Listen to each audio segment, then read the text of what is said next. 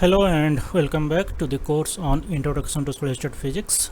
In the last class we discussed about the classical explanation for the heat capacity of the solids, and the experimental observation was matching with the classical explanation only at the higher temperatures. This is what we had seen in the previous class. So this is the heat capacity of the solid with respect to absolute temperature, and we can see that only at the higher temperatures it is matching with the experimental observation, and the value of the heat capacity is equal to 3R. In fact, this heat capacity is called as the molar heat capacity because it is defined for 1 mole of the substance. And we had seen that in the intermediate temperature region as well as in the low temperature region, we need to apply the quantum mechanical principles to explain the temperature dependence of the heat capacity of the solid. In today's class, let us try to do it, and it was given by Einstein. It is called as the Einstein's theory for the lattice heat capacity. Einstein assumed that the solid contains a number of harmonic oscillators, and these harmonic oscillators should be treated quantum mechanically. That means the energy of the harmonic oscillators is quantized, and from basic quantum mechanics we know that the energy eigenvalues for the quantum oscillators is given as n plus half h cross omega, where omega is the angular frequency of the vibrations of the harmonic oscillators and n is the quantum number. This quantum number n can take values 0, 1, 2, 3 like this, and in fact for n equal to 0 we can define the 0 point energy as equal to half h cross omega. In fact, we get it from here that the 0 point energy for the quantum harmonic oscillator is equal to half h cross omega, and inside the solid we are having the Avogadro number of atoms n, and each atom can vibrate in 3 different directions. That means there are 3 n harmonic oscillators. And what is the Einstein's approximation? The Einstein's approximation is that all the harmonic oscillators are vibrating with the same frequency. Actually, Einstein compared this theory with the Planck's theory for the black body radiation. We know that in the black body radiation theory given by Planck, the radiation is supposed to be consisting of a number of Planck oscillators, and all the oscillators are having the same frequency. Using the same analogy, Einstein tried to explain the heat capacity of the solid, because the heat capacity also originates due to the phonons or due to the elastic waves, and they also exhibit the same kind of continuous behavior as that of the black body radiation at a particular temperature. So using the same analogy, Einstein tried to explain the heat capacity of the solid. So basically the Einstein's hypothesis is based on the Planck's quantum theory. Actually, since the phonons are bosons, the average energy of the quantum oscillators should be obtained using the Bose-Einstein statistics. But for simplicity, in this course we'll assume the classical Maxwell-Boltzmann distribution for these harmonic oscillators. That means the average energy for a particular harmonic oscillator can be given as average energy En to be equal to summation over n equal to 0 to infinity. That means which includes all the possible quantum states for a particular harmonic oscillator, and this is the energy of the harmonic oscillator, that is n plus half h cross omega, and this is the probability that the harmonic oscillator can have this energy, can have the quantum state n. that is exponential minus e by kt. Here E is n plus half h cross omega. So this gives the probability that the harmonic oscillator can exist in the quantum state n, divided by the sum of all the probabilities. That means summation over n equal to 0 to infinity exponential minus E by kt. And this is the expression for the average energy for a single harmonic oscillator inside a solid. So here this term half h cross omega can be taken out of the summation, because the summation is over n equal to 0 to infinity. So you can rewrite the expression as half h cross omega plus summation over n equal to 0 to infinity and rest of the terms. Similarly, at the denominator also, except the half h cross omega has been taken out, so it also contains this summation over n equal to 0 to infinity and the term which contains the n. Now let us change the variable to have more simplicity. Let us write x to be equal to h cross omega by kt. Now we can rewrite the expression En to be equal to half h cross omega plus summation over n equal to 0 to infinity, and this h cross omega can be written as x times kbt. So kbt times x, n is here, and exponential minus n into x, because this h cross omega by kt is x. Similarly, at the denominator we are having summation over n equal to 0 to infinity exponential minus nx. Now let us little bit write the term in a proper way, such that this x kbt term can be taken outside this summation. So the average energy can be written as half h cross omega plus x kbt summation over n equal to 0 to infinity n into exponential minus nx by summation over n equal to 0 to infinity exponential minus nx. Now let us simplify it further by applying one geometric progression and other one derivative relation. So the geometric progression for exponential minus nx summed over n equal to 0 to infinity can be written as 1 by 1 minus e to the power minus x, and the derivative with respect to x for this term ln of this term, that means ln of 1 by 1 minus e to the power minus x, that is summation over n equal to 0 to infinity e to the power minus x can be written as this. Is a simple derivative. So here n is a constant here, because the derivative is with respect to x, and ln of this means 1 by this particular factor is there, and the negative sign is because of the minus term here.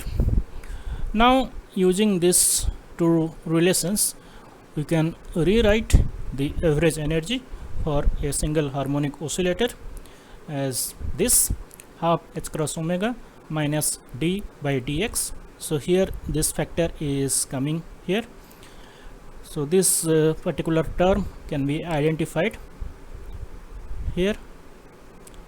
So this term and this term are the same except a negative sign, and that's why this can be written as half h cross omega minus d by dx of ln of 1 by 1 minus e to the power minus x times x kbt. X kbt term is outside. Now let us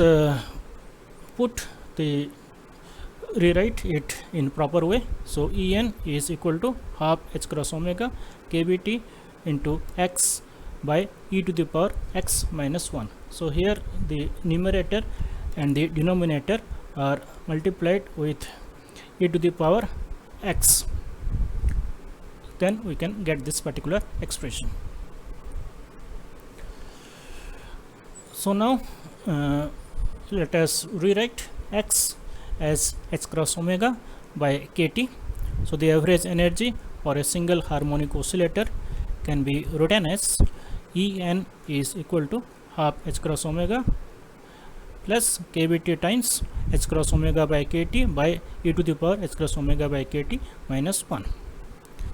So simply we have replaced x with h cross omega by kt.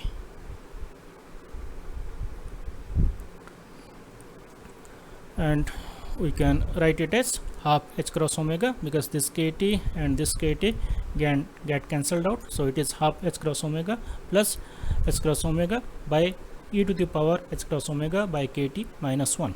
This is the internal energy for a single harmonic oscillator. So here u and the average energy both are the same, because it is the average energy for a single harmonic oscillator, and in fact this average energy is called as the internal energy of the system. But we should remember that it is only for a single harmonic oscillator, and like this we are having 3n number of harmonic oscillators. So our first task is to find out the heat capacity for a single harmonic oscillator, and then we'll multiply this number of harmonic oscillators, as it is not dependent on the temperature nor it is a function of the temperature.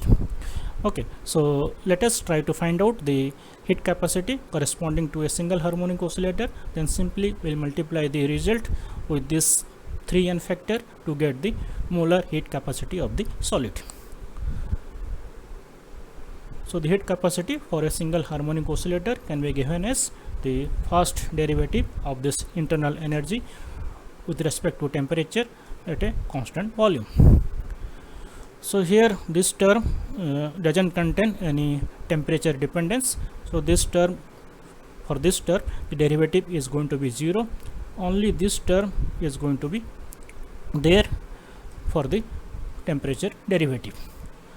So that will be, it is a simple differential, so it will be h cross omega by e to the power h cross omega by kt minus 1 whole square times e to the power h cross omega by kt, and again the derivative of this one will give you h cross omega by kb into 1 by t square, because remember the variable here is t, and t is there in the exponential factor, and that too in the denominator of the power factor. That's why this 1 by t square term is coming. So this is the heat capacity for a corresponding to a single harmonic oscillator.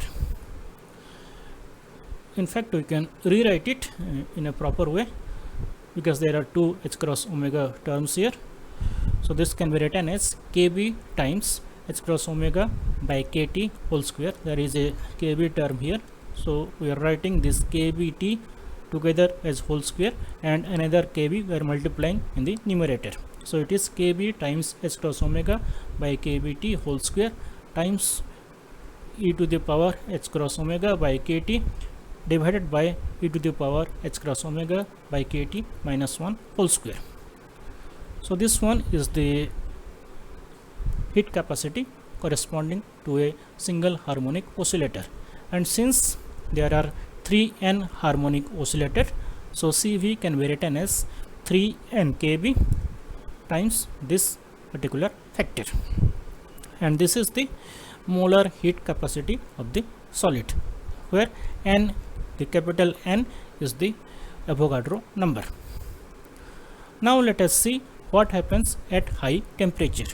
This is the Einstein's theory applying the quantum mechanical idea to obtain the heat capacity of the solid. Here the basic assumption is that all the oscillators are vibrating with a single frequency omega. So let us see what happens at high temperatures. High temperature, the term h cross omega by kt becomes very small than 1. So that means if we expand this exponential factor, we can ignore the higher order terms. We can retain the term only up to the first two terms. The rest quadratic terms and the further terms can be ignored, because h cross omega by kt is very small than 1. When we do that, here if we do that, then this h cross omega by kt term get cancelled out. So this term will contain 1 plus h cross omega by kta minus 1. So 1 will get cancelled out, and e to the power h cross omega by kt term will be equal to 1, because since this term is very small, so we can call it to be, it is tending towards 1. So this exponential factor will tend towards 1, and this term will get cancelled out, because when you expand exponential h cross omega by kt, this, which is equal to 1 plus h cross omega by kt, and 1 and this here there is another one, they will get cancelled out. So it also contains h cross omega by kt whole square. So this term and this term will get cancelled out. So we are left with only this 3n kt term, sorry 3n kb term, and 3n kb is nothing but it is equal to 3r for the molar heat capacity, and we are getting back the classical value at higher temperatures. Let us see what happens at lower temperatures. At lower temperatures, this h cross omega by kt is very large compared to 1. So e to the power h cross omega by kt tends to infinity, and when that happens, Cv tends to 0. So here we can look at that. So exponential e to the power h cross omega by kt becomes infinity. So this term becomes infinity. There is a square term here. So when this term becomes infinity, this will tend to 0. Even though there is a term here, exponential term here in the numerator, but in the denominator it is the square term. So this term is going to tend towards infinity much faster than the term in the numerator. So at last will be this particular expression will tend towards 0 for a large value of h cross omega by kt, which happens at very low temperatures. But the problem is that at intermediate temperatures, Einstein's theory fails to match with the experimental results. So that means let us go back to our initial graph where we had plotted the experimentally observed heat capacity. So here in this particular graph, we can see that at high temperatures, classical theory is matching with the experimental observation. At lower temperatures, the Einstein's theory will match with the experimental observation. But at the intermediate temperatures, so these are the experimental data points, which is little bit at the higher side compared to the Einstein's theory. So Einstein's theory, if Einstein's theory is according to this particular plot, then the actual experimental data will lie at a higher value compared to the Einstein's theory. And to explain that, so in the intermediate temperature region, to explain that, we have to go to the continuum theory of the solid, and we have to introduce the phonon density of states, which we'll do it in the next video. So there in the Einstein's theory, we had assumed that all the oscillators are vibrating with the same frequency, but in the continuum theory of the solids, we will see that there is a particular density of states, and where different frequencies are allowed up to a particular cutoff frequency.